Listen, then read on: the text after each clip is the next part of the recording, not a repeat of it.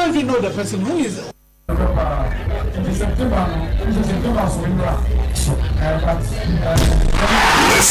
Hot Sports, the #1 sports program in the nation. I, Edwin Simeonokraku, do in the name of the Almighty God. Do in the name of the Almighty God. Swear that I will at all times. Well and truly serve. The Ghana Football Association. As its president. And I will uphold. Preserve. Protect. And defend. The Ghana Football Association. As stipulated by the statutes. Listen to Hot Sports, the #1 sports program in the nation. On the anniversary of the handing over of the administration of football. Listen to Hot Sports, the #1 sports program in the nation. With new president and a new executive council of the Ghana Football Association, I, Kofi Amwa, in conjunction with my colleagues. Listen to Hot Sports, the #1 sports program in the nation. Which Ghana football well, and we are confident that the new administration will steer the affairs of football to higher standards. Listen to Hot Sports, the #1 sports program in the nation.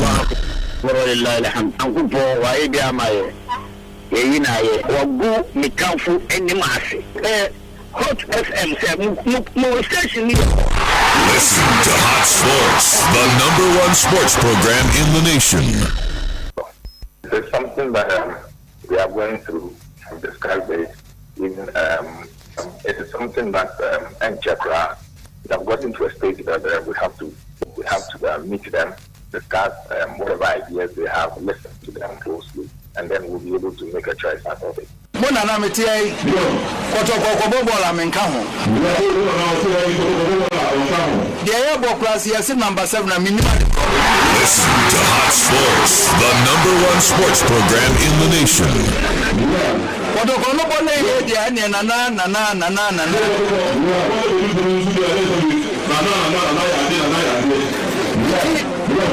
ya mo fantu mo anya rechi chese ya na na kura she kotoko edidi na tem na tesemo.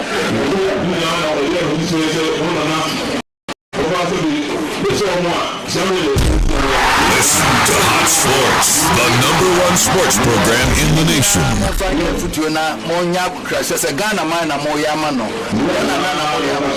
Very difficult. Looking at the experience Ghana comes with, a lot of senior players in squad. Though they won't do a lot of running, but they use their brains. So they play with more experience, and that makes it much difficult. If you observe, we did a lot of running, and we need a lot of energy to do that.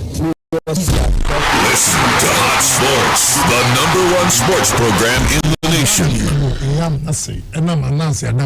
The media, we show them aligning up now. Georgia free and necessary evil. Because maybe me call the party, I'm coca some support to the best friends in the NPP for. Said you move from me Kasachre many. But we show them line up, ya diggy womudi, and yan Kabia, a chair straight. And this Amusi, Georgia free, Kabia.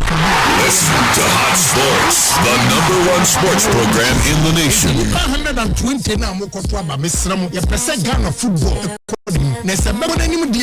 Line up contest, contestant from Padia, and yet Georgia Free and necessary evil. Obetini Aka. Listen to Hot Sports, the #1 sports program in the nation. Any man that can lead Ghana unity. Mufama Joseph, that way.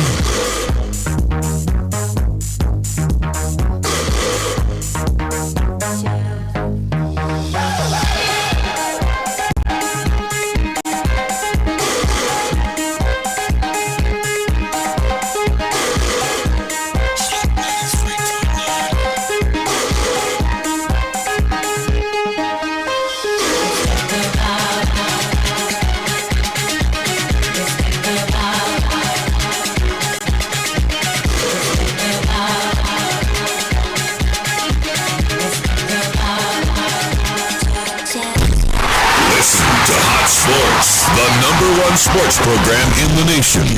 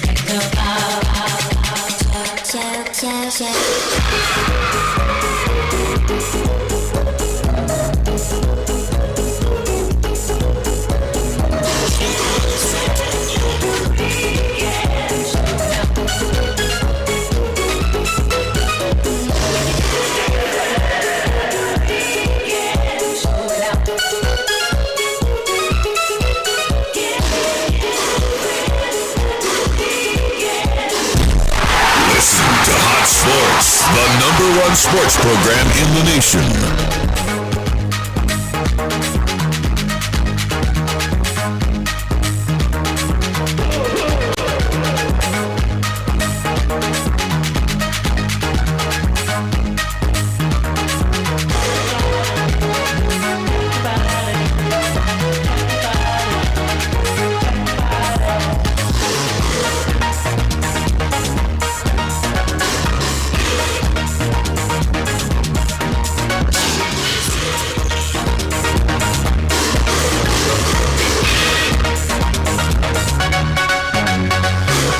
Right, good afternoon, Ghana. Ebraso say Jadi Agudiamonsem Ebesomo live on Hot 93.9 FM. Jumedi di Edi Focus Sports. Me amedi Jumedi Amuchiame di Edi Ebenezer Amuzu. Uba to me after the Sports Tiger 1. Producer our share Jumedi no aya Kwame Kusi K2 the Ninja NFA. I said Nancy Posha Kujo NFA Branchana de Edi gengenge wamu eternity ena gudio munsam no yede awunsam no eba eno Francis ni ejey omu abonu bede medi awunsam no eba on the show Mohammed Alasan pagape watena se da da sanso ena director of sports Nana Kwame Dankwa enu eti Nana Edu Black Honest waru so eka na show no yede eba na fenso King Reginald waru so eka panel member so ho afi Nana Kwame Nketiaka ho champion Benito waru eda bana nsem ebe somyen ewo dwumede no so kama na be bia so timi akonkana na nsem yede eba no tianie na mom hye no so se ene aye Monday 5th February 2024 sa na hu semetie na nsem yede ba ne se amanani nsem Chelsea Bobo Kono, yasi Thiago Silva wife and the Thiago Silva wife, yasi ene odin komonsi Mauricio Pochettino, a brother say was ya pomuno, Eric Chelsea, Bobo Kono so ye, esan say manager the tactician was he and Koye Krenti, a brother say after say Wolves, a show 4-2 no, ya say was a pomuno, and if Bobo Kono, ya the information on this, show so. Now for Manchester United Bobo Kuna Soya Liabani say Alexander Garnacho Iwacho say Osha Manchester United game media Ebra Brenton share 2 goals on ni nyina no Iwacho Mohamed Kudus the celebration and a Brenton Old Trafford say West Ham when ball tuntina na Mohamed Salisu and I say Mo Kudus onya go bia say Iwacho the sound come on the show now for Eric Ten Hag, you see, he's still on trial. Our Manchester United, Bobo Konasoye, Sir Jimmy Ratcliffe, Debbie, what the preferred manager at the end of the season until Sir Eric Ten Hag, Madam Answenia, and want to say at the end of the season or permanent nothing, one who added the new manager at the bar, now we are short to at the Red Devils of Manchester United, where I'm on an Instagram and soccer. Now, I'm saying no games are course very interesting. It's on sale of the Emirates Stadium. You're telling us Arsenal, Abomokun, Abomode, at Liverpool. You will never walk alone till no. I shall make a putting your son about Arsenal. And I say Liverpool at Mubako and what Manchester United till no, at West Ham United. I shall make a putting your son. What went to see what get information on this about on this particular show. Now, if you have decided relevant questions, sanity on the local front room. Black Stars of Ghana, I see 3 coaches and I'm apply from the local scene and for the Agrokra. You see, Coach Maxwell Kunedo will apply. Michael say, and a foreign coach will apply for the Black Stars of Ghana coach. coaching job no enye Fred Agokra na wadwene mo no coach ben and office so betimi coach the Black Stars to some panse Maxwell Konedo ye the coach ni mana wo betimi aye adwuma na ye the Michael Asaya wo betimi aye na dini drama na betimi aye ana say ada coach so mo tere no wo betimi aye coach at the Black Stars team na and then we be doing come on the show na be anso timi akonkan eruachi about onim say Masoud Dili Dramani, one a former technical team member of the Black Stars of Ghana. Nyayatiri said, that's a hard to fucking penny for any Masoud didn't come up. Dili Dramani didn't come up. Said WWE, one my house of folk head coach. Now, Sanchez Muna to say, Dili Jet to say, may obey as coach and simple information ever see the information about on this show. By your room, any discussion about Masoud Dili Dramani. House of folk coach. Hey, okay. Your information about on the show, my baby, so at me, I can carry Papa, Sada Hussein, former president of the land, His Excellency John Dramani Mahama. What is sweating? Come on, I say, on the Yamia Doom, that's a Ghana for 12 mana. Black Stars of Ghana. What issue local players. And, what they are forming Black Stars. Hey, former president of the land, John Dramani Mahama. I see foreign players so okay. Yeah, you should local players. Now you have the Black Stars of Ghana. What do you mean? And I say planet here. Now me I do my bema. Jamaica man so now you didn't come out. You didn't come out from the quarters of His Excellency John Dramani Mahama. TNA, you didn't come out from the quarters of His Excellency John Dramani Mahama. There are some questions. Empty. Tell us what they be at me see. Makato said in the year 2024 it is possible. About said on this show, over to His Excellency John Dramani Mahama, me on the show. Possible anti tawasudin na you share the well say ebesiako about on WhatsApp 0244 also on Facebook hot 93.9 FM uko Facebook in your search engine now about HOT now just space what about 93.9 FM now for what punchy about puaba focal sports about your like page you know na share page you know like page you know na share page you know anything drop your comment in the comment section yabaji bre me akin kind them out on the show now for me bia so at me atron kan me pato I just say focal sports about kani not just a Hyper Plus one boy chidon pa and I did good able the fearsome 3 Hyper Plus Pavi and I feel plus amongst Bribama over to on the show now for Biaso at me what almost account and I feel Fanat Herbal and Spiritual Center almost airboy and a show no Jadi Eba what cramo. Benito, good afternoon. Good afternoon, Mr. Ebenezer Amuzu, the sports dog. There be Tiger one. God is still the greatest. We are fine. It is possible. Yes. So it is possible. Exactly. In 2024, it is possible. When you political possible, be possible. I say, maybe can't say English word, and it be anyone or only copyright on English words. What you are saying? Yeah. In 2024, it is possible. It is possible. And so one for our company in Maya Ukechi. Someone for starting back. You join the moving train. One from the two Nasa. About 3. Accra is on standstill. Exactly. Locked on. 93.9 FM. One for company in the dinner match. I said, okay, you're in 10 temper. Former Jabal Spiritual Center. Paste. And of course, corporate intelligence bureau. Wow. Okay, Nadum Autofix. And so I can't find a show no Nadum Autofix. One muscle crank and make you just say, call echo. Inti Kwaneko. one more song because number 1 then Nadum Autofix. Exactly.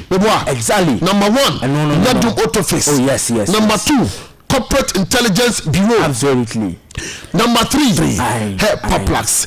The fearsome 3. Yeah, what's a presentation now? Me chibu echiro. Absolutely. What that is sign into ama me face flu kitwe bi. Okay. I'm say sika for your friend flu. Yes. Bi mo so friend cold. Bi friend kata ni ade. Nice one. Sika for your friend flu. I see.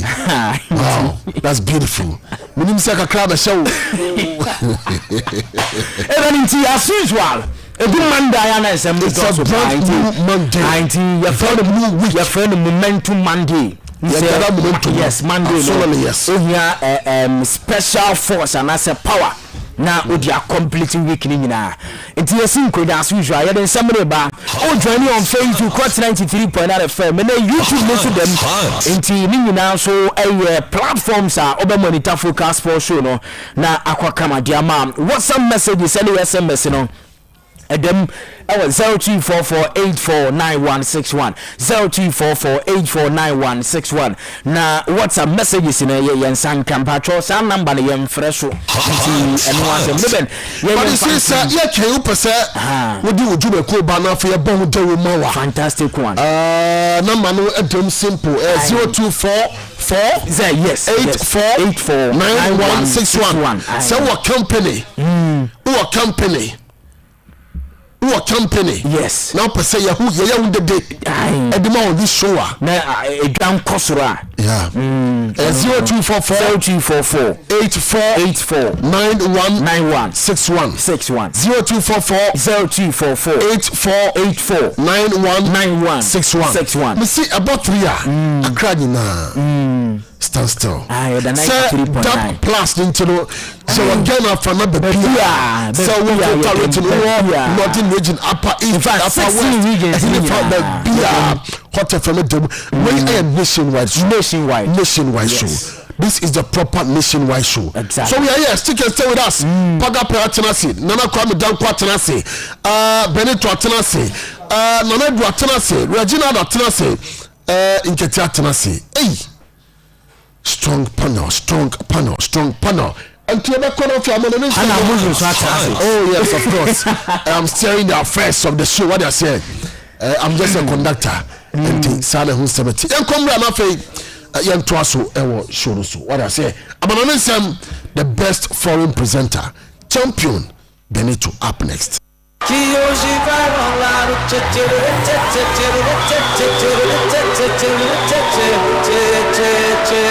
Gustavo Lima e você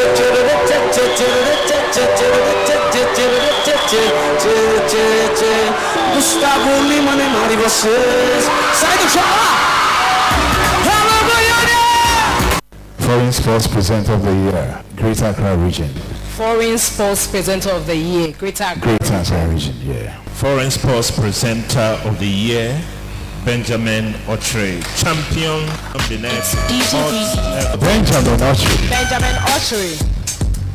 Benjamin Otri, champion of the next.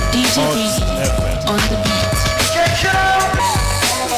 Congratulations. The commander one general next force head into Wachamo ko December ofu 7 keke oche kotoko sebre epurukusu kwa hiata wobe woso na doma wobe football set for le kokodoma wotanasia akugoda fo de tie no osaje fo Dr. Kwame Nkrumah Kumbo Agri Cristiano Ronaldo Messi Abedi Pele Afro Kimboski coaches players supporters any obi bia sports for nyina president Benito men 7 engine gum. Hey, we want to chairman for the man why come on. Ma young me farmer and some and join here on Facebook 93.9 farmer. Yeah, that screen so woman up now woman come and summer. Evidence based presentation that you also now woman come out over YouTube national film also and also a live show and as a live streamer down YouTube page so obakwa community na all like page na mpempi ana wahye unia ono so osa platform no so enya kwanya hwebi beresto o de 0244849161 eno so enya kwanya bana afia kenkai e dwumade so adiama sujo akwame kusike 2 Francis Adeyomo ana e produce show no album wo so awutie no o ya part of the show na mame moshi yom e touchy triblo na mencha Mr. Jonatanga Jody Johnny no ene oni na dwuma ya fo no o ma bie dia atumba wa bra loud speakers pa utwam e wo teshin ne mpatam triblo ho dia ade se dem e Jody Johnny one no ntino wudidi no na o monitor best of show nti ye tuatene ne den sam na ma na me aduma Wednesday ana semi final of the AFCON 2023 ena kwena basuna countries are qualifying na metuma kan su drasem one omo deserve say omo ba semi finals of the AFCON 2 aye preparation omo yane na chese edwoma kwa duro ebini mo wa aye pure resilience na chese aye sa twata ya ho mo asetingante ana mabamu muda sane mani nyina ana be countries ni be so akwa bi semi final ye twense na me aduma Wednesday semi sene so ena kwena basuna ye keka no ebini mo so kwam ama omo ye no chinsam na epi the first of Egypt omo manager Louis Victorio omo jane kwai after executive council meeting Black Stars of Ghana dia so and what you come your coaches no do na after AFCON omo so aye victim omo nyina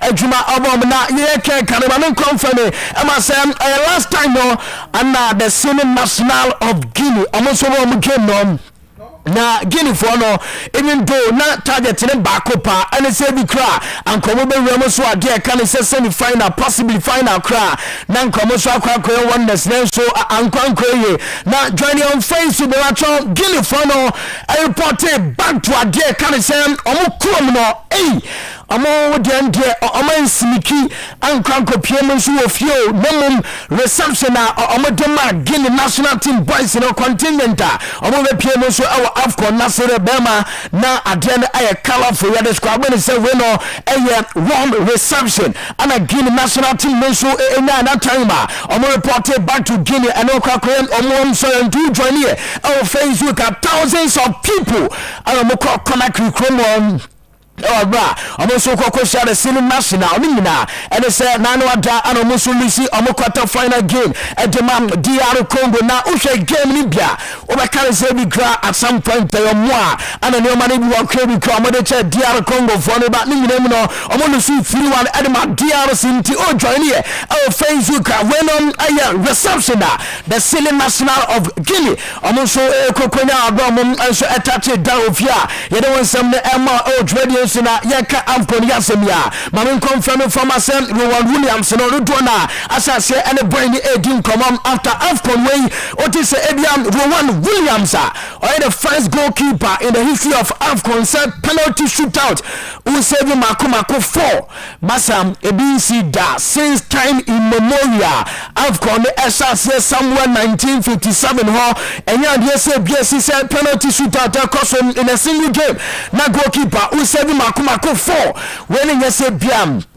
akobo po ana say bi cross bar na munchen ba bi a goalkeeper no modern ma ana santia no so etema no aba we South Africa for them goalkeeper no craft and the game on the chairman of the match wanti ni modern mo ana and also I got the South Africa team no so and I qualify to semi final ye try say na me atuma if we want say some matches no e be nya kwenya ba so na ye ke kanom the elephant of Ivory Coast also mo na host nation asan confo we omunya nkopompa ana juomo na yentime conform make us na me na juomo and say ekakitwa bi some years back sa ru ne maya ebianka host nation omentman qualify to the next phase of the competition and so qualify sa 10 best place ru no and omo eto so 4 and the qualifier AFCON is still down juma now you know somebody come in Ivory Coast lady na also the no Facebook na Ivory Coast lady na odia sano way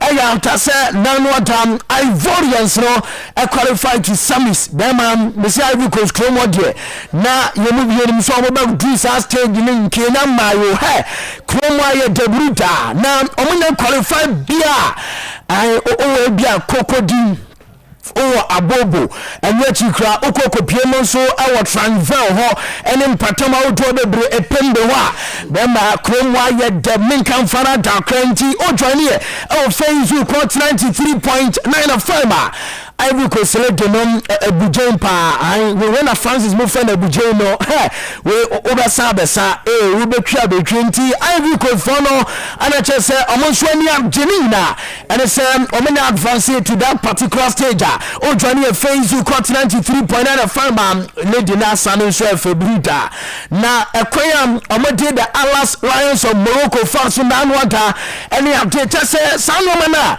Ivory Coast national team no so in Africa wonders in kwa ana muguswa even recently omoche mali so omutu ema mali for the take carry back san game no kwa extra time and sakrana omuye sa training unity owem Facebook 93.9 FM am Ivory Coast led no ana just solution dia sanya semke to akra fe mami images no Facebook na Ivorian some manager Nasa o my adie esan say adie no my ni nyina say apart from say bi kra o ma hosting adie kan say Afcon ne kama no nyoma udopi anam Ivory Coast a man especially almost our adi beauty our tournament na o join on Facebook e say mama me no Facebook 93.9 FM to o join here Facebook next one Ivorians no and just images no rolling macro na also set Maka during 90 after 9 the quarter final game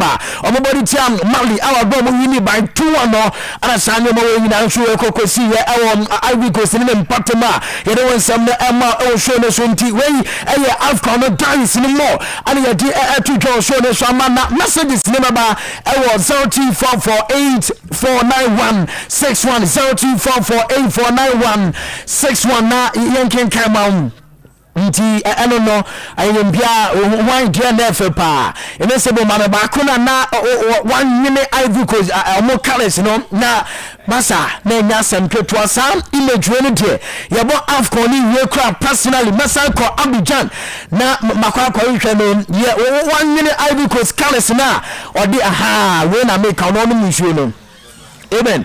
Brass screens in now so heavy. We don't want show me new. O ma say bia che say ne band bonity what body says no matter but Facebook 93.9 FM. Now be Ivory Coast for them aside say o ma host tournament ne come no o ma sound so am we say for papa or no even the Dallas screens ne show deba I was radio so now here come Ivory Coast game on Saturday.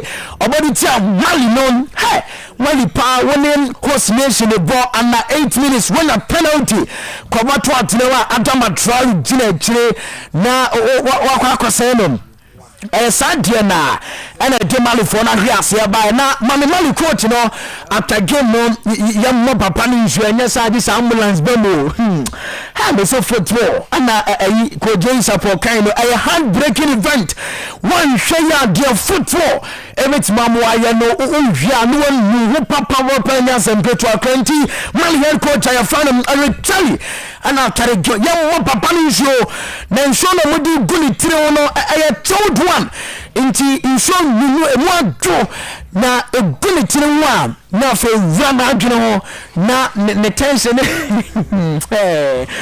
football adwuma ne bi no nti we Mali head coach no o join me on Facebook 93.9 FM and a Dallas quiz and so na kuma nya sese ma pie ni tire ho na wase abi show ai ti kwabra ne na koto from pa ana football team ben kata chebi papa correct we Mali for the coach no so de kakra ana ya de so e show no so ade amanti Afcon te mo na kwana ba bra ni na Afcon no nkoma na ya de nkoma e show no so na ya say okopiem anso e Ivory Coast country ba kwa wafuma ayenkofo pina ya na Ivory Coast nkwa ya ne kra ya ba fie titi ho hwem Kevin for na omubusa so na Kevin for no kra ma fi amania so man warfare papa panano dam Kevin in South Africa game omo boy within stipulated time 0-0 ya call penalties ni again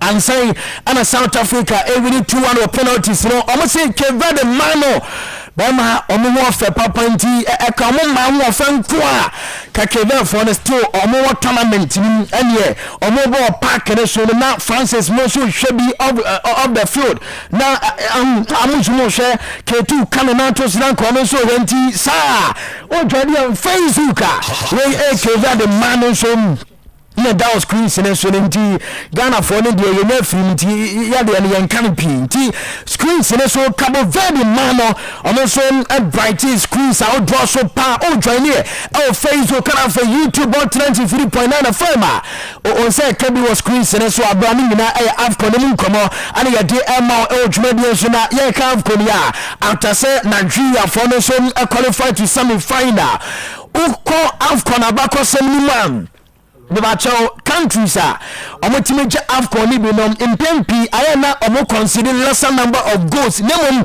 onim say this time Nigeria qualified semi final wa consider 1 goal our AFCON against Equatorial Guinea on the Ivory Coast only 1-0 Guinea-Bissau only 1-0 Cameroon only 2-0 Palancaras Mingras of Angola so Ivory and I say Nigeria only 1 inti mamacho wa consider 1 goal inti santiani mina and I'm a football pandit John Medina nedum and so kaso and the Ivory Coast for them our qualities and I say Nigeria for them also able to make a jadi can say AFCON na ya Nigeria semia ya Sporting Regina Daniels anon o Nigeria Antras ni bako anon so ne nikunu omo Abidjan ho na omo twipa so bruta we dia ne wife nti ehun asem ntimi nkan kese o we ne nikunu nti de omo be bia owu na wo hwe bi ni watwam nti Regina Daniel de no fatu screen ne so mam sisi ara me menya nwa adwuma esan say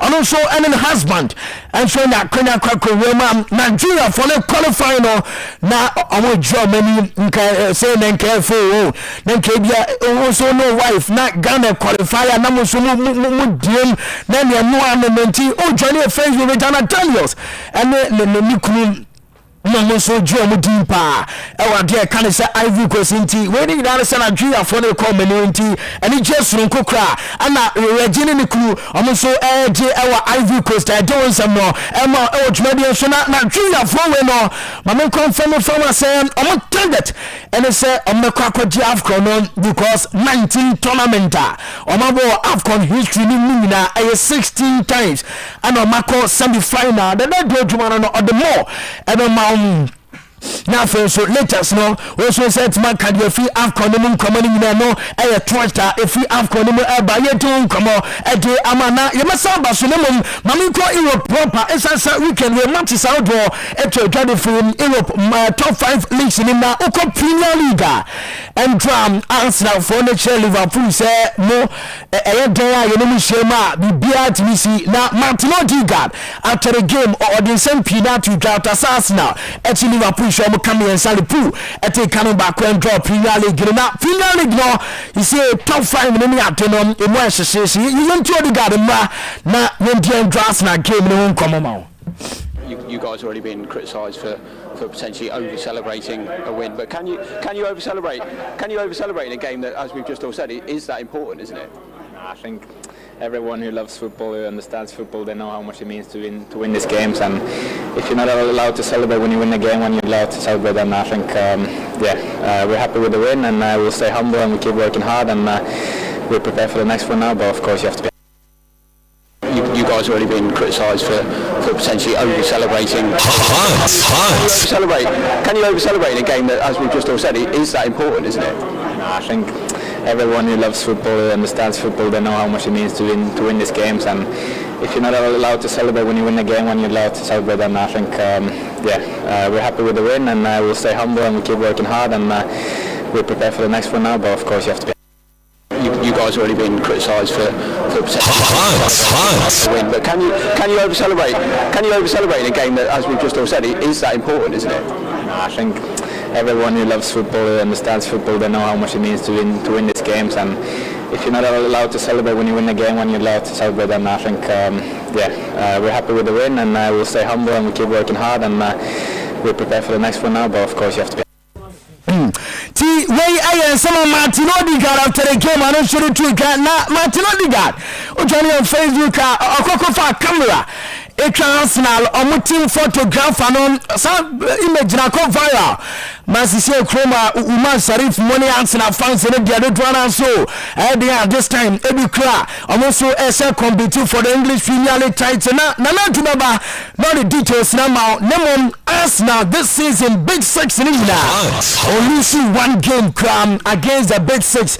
Manchester United that they 3 and 1-3-1. Tottenham a 2-2 draw. Now that Amuzu say you come on you defeat ana Man City so dear no the song so and what Chelsea 2-2 draw. Only prove 1-1 for drum return encounter no or the 3-1 eso Cinema Liverpool team na duba na for so ono ye genitum brutal panditry no or the more man now so set makana ye keka no mama confirm for say EP or title na say trophy no a key contested Cicely Pool after match day 23 or 51 points. Arsenal 49 after match day 23. Man City nobody game name on a Brentford. We 46 points na Man City war and wechi Aston Villa to so form 46 into Premier League title race no asase take shape and Arsenal game on boy na nkoma kakra na yedema dwumade nso na yeka Premier League games na ma confirm from say Wolves for ne Chelsea man na ovonto wonder central kwaway Stamford Bridge Ebu Bridge na gumnei ebe say on besa renovation omoche Chelsea no omo kanai Chelsea ti kanwo bienum efi andra na joban na onam trader na say X ne so a omo say Mauricio Pochettino out na Pochettino nkono one crampo na ebi kra Chelsea team no oba fana wo ato so as new manager ma Chelsea diamene tene say Chelsea for no akoba say meya Mauricio Alberto Pochettino trose enua world class coach and Chelsea train na Chelsea team na nyambia attractive and my world class manager na ni na questions ni bia 0241 80244 84 9161 0244 84 9161 na yankin kamana Mauricio Pochettino onim say the matchon papano Premier League no dream say obe win matches pa we shoot 10 we win 9 and we draw 4 and the matches inti at that time pa and Mauricio Pochettino no so go to the Portsman kakrefi na say elba na ye can say entra Arsenal for the game o me Liverpool about yes Sporting Theophilus Walcott and Olivier Giroud our standing into Emirates Stadium. Olivier Giroud no why juma ma Arsenal baby atwam no atithie wa akwato so oba be din power Arsenal yes Sporting some players two way I was dancing after the game. I'm going posing here. I told you here. Our Facebook cut 93.9 FM at your one cut. And Olivier Giroud no more down screen. So it's winning now. I enter Kunamusu in I was 75 rated Arsenal Emirates Stadium. I'm going to Arsenal game of a boy at the side and Liverpool at the update. No, our focus for showing us every corner. I'm going to send the Albana Mami Flo. Namen Manchester United gamer. I'm also coming in now. My phone at Wassam. Wassam phone Wassam team no. I fed your money should take Manchester share 3. Wassam United and Manchester Alejandro Garnacho. In that 2 goals said Manchester United. But before that game, now Rasmus Winter Hoyland. One more first goal the Manchester United. Minute number 23. And Rasmus Hojlund they say go no na even some mama Rasmus Hojlund Facebook national menyan word kakra na entra and a boy no enya 21 years February 4 2003 inti o say go on the birthday na o say no o jubilation na Rasmus Hojlund dey one man na so and the later bom chaka die no be pool pool the nine no about guitar or final guitar celebration na kwanon say the hobby and I say edra the leisure time no guitar no bom nti andra odin birthday kebi crow wo fie baby dwene mo a can tell of an acoustic guitar na wabo no omo bon ni do wa say gwa sa leisure time celebration na ano ne bebanti botanchen tra Rasmus Winter Roland e say go on the side guitar celebration by no ana mama reason wa be no ayentra Manchester United game omo boy no emu nkoma kakra na eba na yekeka no Alejandro Garnacho okohiti Cristiano Alvaro Ronaldo Temprados Rapido Mitrovica CR7 sa the celebration Ronaldo say go and Real Madrid those times and Okotna played side tunnel no so backo and Alejandro Garnacho say no also koyebi na recently open Premier League player Taisha go tena sa de so a mo kudus nti osoditi a wasa mo kudus bobi no ase ode twetwe mo kakra nti Rasmus and ase Renokra Alejandro Garnacho osai na yenya se Kobe Mani Dumrika tenenchai Rasmus Roland so etenenchai on join here our Facebook next one we aye time Alejandro Garnacho ese go no so jubilation okokotena preside tunnel ni mo you know some Emma or show no so now on beside Garnacho Sandra Wabo 2 nanka over hat-trick anyeye o kan wasem say Garnacho nin komo di jani. Yeah, no, it's incredible to now play with this team in this stadium, historic one, and with these fans also. It's for me it's a dream. Yeah, no, it's incredible to now play with this team in this stadium, historic one, and with these fans also. It's for me it's a dream. Ti wey bunch of fun Alejandro Garnacho no so koma odi after Manchester United winning game na mami Andre Onana ne tweet no Onana say ofia of corner by no interform ne say bandra masa omo bofa bonkum na ne kutam nifa na okutam bracho ebisi ya chapa na na duba ba kaye the last time Andre Onana AKP clean sheet our Manchester United poor moment. What was the last time? And AKP clean sheet now. Wakako tweet to say big win at home. Let's focus on what's next. Inti Andre Onana no. I don't know. So after the game, Wakako tweet yam. You don't say no. Emma maybe so now Onana TNH no. Mami Harry Jacob to Maguire.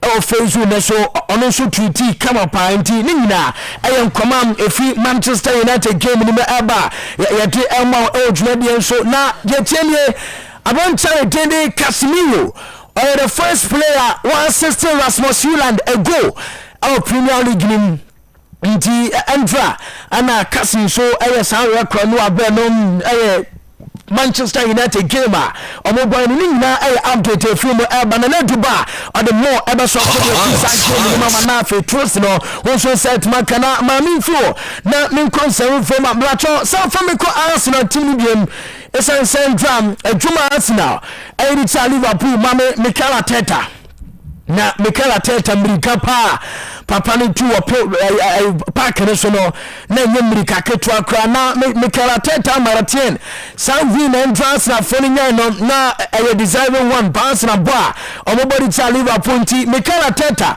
ano down screen ne so mrika papa ni tu ya no Ocheni for speed crash not just on the colina a celebrations in Quandra Mikel Arteta and so a down a D our Premier League Ginima you're doing commercial so a day amana money from to him say over so our dear can say La Liga Santander and Madrid derby ne baso me na me doing como no on Saturday and FC Barca and so ebony game no now Barca get away our Stadium Mendy Zoza Deportivo Alaves or Chelsea and Miensa I'm Alaves team not a Canamo Baco now Barca follow consensus no and yes be cram 3 Omowini Lewandowski na first goal he can do Ganda Baco please so now Victor Roque and a master non a Barca follow yapa almost Omontia says Adiebi Sado Krakosina Mano Victor Roque our Facebook national mini komo kakram essence on the day Omasa say so at totally center for 1 Martinez say papa ne say be wa bomb pabo abawanya Rocky Bem minute number 59 63rd minute and Victor Roque ebe say goal number 3 edema Barca team no na ose go ni we no anche bia okoji yellow card ose we no it was between less than 4 minutes and Victor Roque yellow card minute number 72 second yellow card according to Victor Roque bracho red card no say na omo will be bi da o say ye twa player bi na ono mo na ye twa no ya san so and yellow card akere nti abadwafo no be no ma abegenti Victor Rocky san red card no Barca for no be si na omadwa bruta se center of for one Martinez Muniera when kwande one try na opeli of for said Deco a sporting director the man Barca no saying you killed the kid before he started playing. Now, that consult to be at the Amane La Liga and Penny Fana face real friend try. And I said Saturday the Coco design game no at the Etia Bassa for no brand the potato allow the ceiling door. Omuni almost game Nanina outdated for no but now from Friday. And I copied our Paris Saint-Germain Kylian Mbappé London. No more to Real Madrid non possible. Say this time it's masa kwasi na mapa de na twister if you about to see my main fan details in my NSS see ya Kylian Mbappé one only just trust and from my PhD team and the Premier fan Enrique Garcialuchu and a point number 1 2 total confidence Kylian Mbappé and our dressing room no batro a new CCA our Paris Saint-Germain by non we decided to afraid the Madrid no obakwa kobo na dia bakwa akwakoya coincidence salary reduction say mapanti aketua no so a ebiana Madrid dey ready say Hugh Samson no omobetua e ma Kylian Mbappé lote na jajara kwakoduru no Mbappé besem o decide even though PSG already the meter say omo backup plan say Mbappé si okoneya omo 2 players Omajo Media Omabe Mbappé Juma no 1 Marcus Alberto Rashford from Manchester United 2 Teresa branch of Rafael Consicao Leao do Rafael Leao omo 2 players oma PA for na target say Mbappé ni wa omo ba na around 146 year meeting akosho PSG ama mo joma ready say afedie omo na apostle sembia sa kata yesem no matwam chinchire twan na yemane nko na za no mani na say Madrid and lucrative offer ba on a mapper omo betia say Kylian Mbappé ko nti Mbappé story no update efimu ba no na chese mayen wodwuma e show no so ade amanti ye twan sa nympia sankra ana Mbappé so dwuma no be kwa kodura ni na update film Mbappé so asoye ba you know some to draw show so at the among some doso but no so kwa na continue na me wem wa ha na fe me fa NBA de ne kakra bu so so na Mr. Ebenezer Amuzu ana me dwafo ne metwa so NBA regular season onim say weekend wey matches out to open the bus no mom ahomachi ya yem fa no ma o Minnesota team ma say ne whistle rock game ene akona ba so no de tie ene say kopie out tender center 18,024 fans ana cross game na Minnesota team ma with ewini 111 basket against 90 basket who see work for no so 18 na Minnesota for the win number 35 this season. Edema Minnesota team was and what Oklahoma City tender omoko overtime Toronto Raptors said Ginto Emma Oklahoma City tender 135 against 127 monkey boots Giannis Antetokounmpo and the squad layer Jumaditi Utaja so abra Utaja for them and so 8 ewini sam babo no 123 basket against 108 monkey boots for the Ekwawe Ekolusu omo conference game etoja na Chia 12 ye try say Charlotte Hornets so any Los Angeles Lakers no ever seen for Philadelphia Sixers and Dallas Mavericks winning na NBA matches ever seen at say you don't come kakra emma e show no so na update no we should set maka nemo Ghana for nyina ebo enesnuama baso because weekend way game or boy and so at the Olympic Lyon against Marseille our derby game no or man of the match award na do ba or the do na so ebeso so ewo amanane semini mede amanti ye kwamba dia kechiri ana edoso pa ti messages no o de ba 0244849161 0244849161 na yankin kanina emfa emanelum na se ne confirma the fearsome 3 maka cho se apomodi ne de hu ya pa me ani hwie ya me kwa kwaje me Hepa Plus isan se wanda ne sesana flu ne ade ne tu atesa onum Hepa Plus a emam immune system no ya din enwachi kra esanso boa ama general war bi no ebibia kwakama e de ama na pavi no so eye adwuma sanso ana plaques mosinti the fearsome 3 ana chese e boa na fe o general war bi e boa ma hoden no esipina esitapa unya mi bi no man one yare ya tunkwanta mapa ye no mbom what you say immune system many at the best stronger and what you diabetes hypertension fat na dosu oni peduoni ma ono no send no we be to ase malaria no kra de entatia case the fearsome 3 Hepa Plus pavi and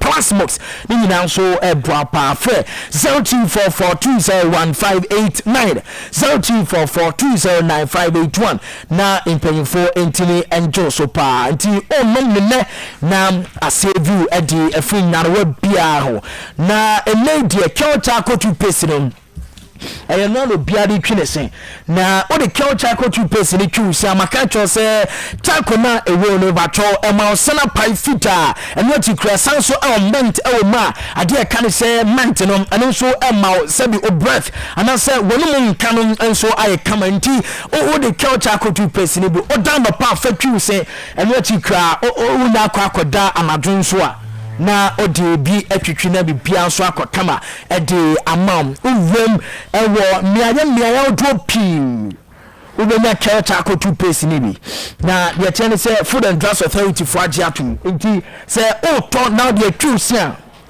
problem bia ni ho na yeti wanda said ma if you sama company for me ba cho bomoden se o penti ma odo bia onso obeje numbers we na fe oni mpanyifo no so ahwa be na bia tima akwa na churches no eno so ya nkwada ne de no nti abofa no betwene se na ode ani je atwene se a eye church nkwada ne de na ana odi etwa ma no nti bomoden se obewom na waje odi eno so enho asem na chese akwa akoda no no corporate intelligence bureau e bia me di wanda se we fidie so ma se awobambo de anyway nti fakodan corporate intelligence bureau for no na omo moa esan se una ko ho a ade se omo provide security services outdoor ede ama sempa yetietia bomaden so abahwehwe mo ewo Mount 7 una duru be bia astrotaf no wa Nimpany phone kwahwabom for 0207185277 and I say 0504692527 na impany phone our corporate intelligence bureau wo so entime endo so entime invincible ma me dedications no ho na fe fa so ma me wo ansakra na me de baku enso enya akwanya ba na ye kan no happy birthday ma menya se adwuma we emfa emfu okra ekode amam adwoa yeboa adum na na adwoa yeboa adum enya 5 years eko school e Philadelphia International School na nyamisha no pa na ontone nkwendem adwoa nyini na be pemi papa na fi nyamisha na de bia osere bia no ha grow in the wisdom of God ti adwa we from papa max obuahe ho ano say yemfa happy birthday sunku we kra emfa emanti invincible ha yemfa no soso ho na yenwie kra why nti meni ebenwia na ba ko na meka kire on ya ye no so hu adwuma nti birthday ne de mawie nti Mr. Amuzu ha we mama na ne abedwafo ne metoa so na afin ya kan na so enya akwanya mra na me atuma 14 February vast day even say vast day no udibion. Yes, of course, very necessary. Oh, of course. And you know, you say red. Red. You say the month of love. Let's see February, the month of love. We are part of it, yeah. We are part of it, oh. Fantastic one. Now, when you say hot FM, na me atuma vast day no, the program change we Emma your TFO nyina. I see. Your friend, say love to someone. Say love to someone. Say love to someone. Nti ebianka na na du siawa say I love you. Oh, say love to someone.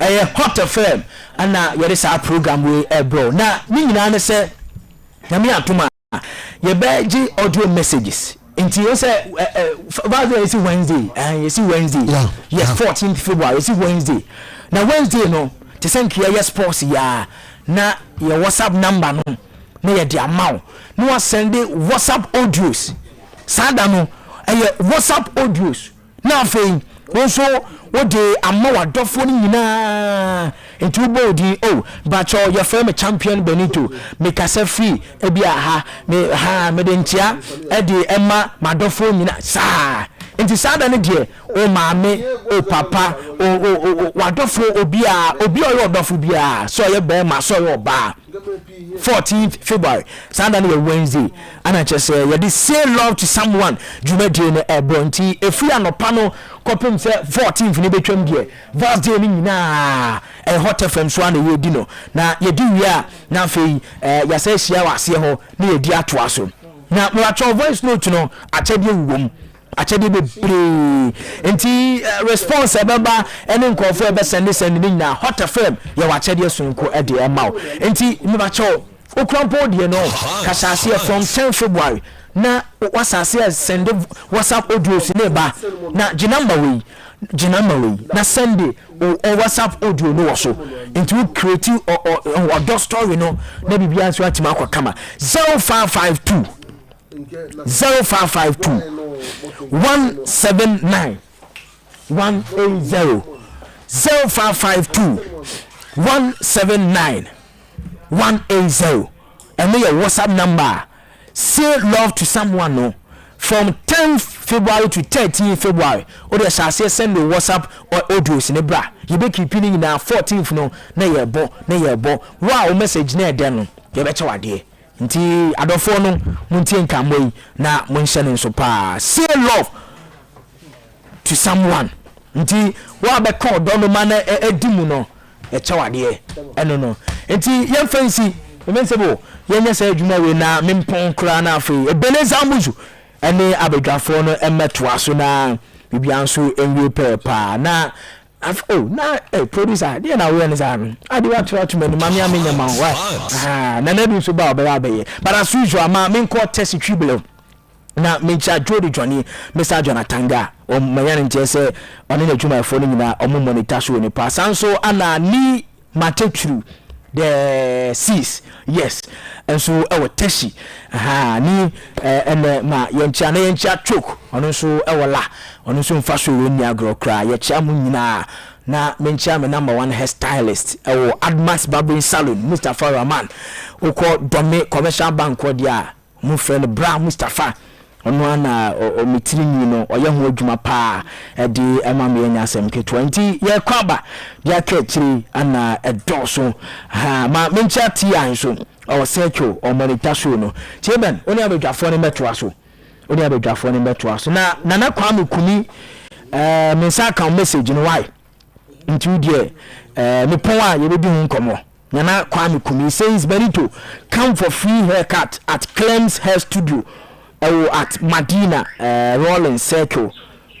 Madina Rolling Circle so ne unim ho.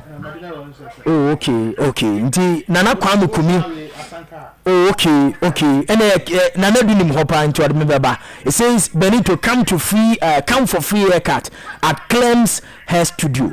Okay me da say why nana kwame kumi today be kan ho asem we kire dia ka no ana do so Mr. Ebenezer Amuzu asemo ekire ho na ne o me koso sa no ni nyina aka nti police ada fa we ni tum ni enkombra your friend champion Benito ti ode mama nya se adwuma we nana kwam kumi mama ma sa number we na frɛ ayi be kire ho why ofra 0542 095268 nana kwam kumi 0542 095268 for na nya details in the do na free why okay ti you see your friend champion Benito adios amigo.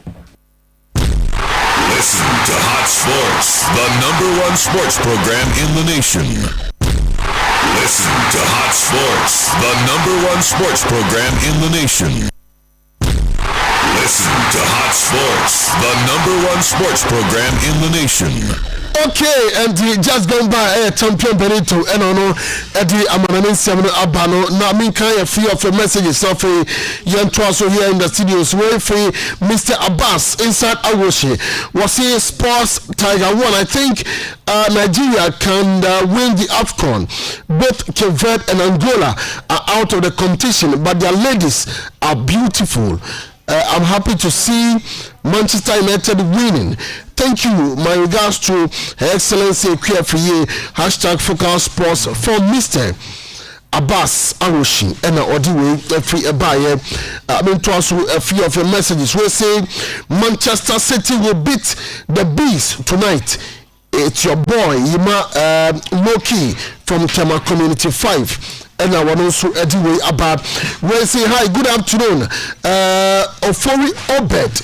I'm watching live from Asante team of Wase, still Chelsea, Vim. Okay, and all the way about we say good afternoon. Apia Kennedy, I'm watching live from Asante team. Okay, of Wase, greetings to all Chelsea fans. And I want to anyway about we also say good afternoon, champion. I am listening from Accra Tudu. My name is Omar Gasti. My quote from 2024. You may see my tears, but you can never feel my pains inside.